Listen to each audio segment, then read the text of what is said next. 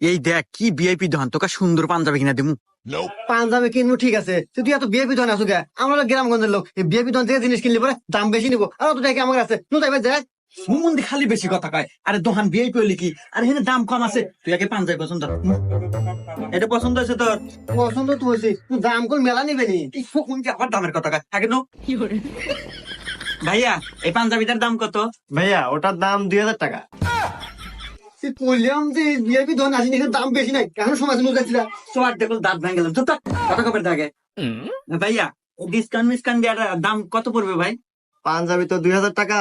তো আমাদের ইউর ফ্যাশনে ঈদ উপলক্ষে সকল পণ্যের উপর 50% ডিসকাউন্ট চলতেছে।